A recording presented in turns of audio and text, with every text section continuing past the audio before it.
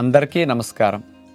ఉదయం పూట ప్రాణాయామం చేసేటప్పుడు కొంతమందికి త్రేన్పులు పైకి ఎక్కువ వస్తుంటాయి.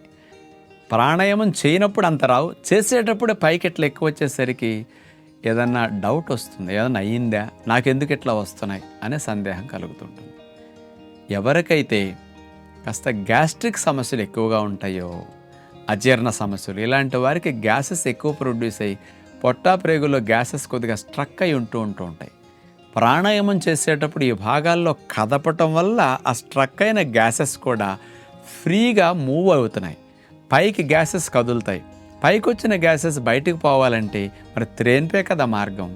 అందుకని ఎవరికన్నా ప్రాణాయామం చేసేటప్పుడు మధ్యలో బేవులు కనుక అట్లా వచ్చినాయి అంటే మీకు అదేమి నష్టం లేదు. దానివల్ల పక్కవారికి ఏదైనా అసౌకర్యం అనిపిస్తుంది. మీరు తేనుపుతూ ఉంటే ఎక్కువసార్లు మీకు ఏదైనా అసౌకర్యం అనిపించవచ్చేమో, కానీ కాసేపు నష్టం అయితే ఏమి ఉండదు. ఇలాంటి వారికి ఆ త్రేన్పులు బాగా తగ్గాలంటే ఉదయం పూట మీరు నిద్ర లేచిన తర్వాత 1.5 లీటర్ గోరువెచ్చని నీళ్లు త్రాగి మనసు పొట్టాప్రేగుల మీద పెట్టి మోషన్ సుఖంగా అవ్వాలని ఆలోచనలు ఎక్కువ చేయండి.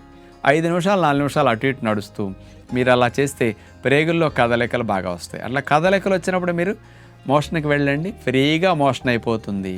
ఈ గోరువెచ్చని నీళ్ళు తాగినందువల్ల ప్రేగుల్లో గ్యాసెస్ కూడా అటు పైనుంచి అటు మోషన్ వెళ్ళిపోతే కింద నుంచి ప్రొడక్షన్ తగ్గిపోతుంది. పొట్టా ప్రేగులు ఫ్రీగా ఉంటాయి. అప్పుడు మీరు ప్రాణాయామం చేసుకుంటుంటే చేసేటప్పుడు మీకు త్రేన్పులు అనేవి రాకుండా ఉంటాయి అన్నమాట. ఒకవేళ వస్తే కూడా అజీర్ణ సమస్యలు ఉన్నప్పుడు కొంచెం దాన్ని తగ్గించుకోవాలంటే రోజుకు 4-5 సార్లు తినటం మానేసేసి ఉదయం, మధ్యాహ్నం, సాయంకాలం 3 సార్లే తినండి. సాయంకాలం ఆహారం పెందలకాడ 6 తినేసేసి నైట్ తినకపోతే డైజెషన్ బాగా జరిగి ప్రేగుల్లో కదలికలు బాగా వచ్చి ఉదయం పూట ఫ్రీ మోషన్ అయ్యి గ్యాసెస్ తగ్గుతాయి. కాబట్టి ప్రాణాయామాలు చేసేటప్పుడు, ఆసనాలు చేసేటప్పుడు త్రేన్పులు తగ్గడానికి కూడా ఎర్లీ డిన్నర్ మీకు బాగా ఉపయోగపడుతుంది. ఇలాంటి విషయం తెలుసుకుని కొంచెం అలవాట్లు మార్చుకుంటారని విజ్ఞప్తి చేస్తూ నమస్కారం.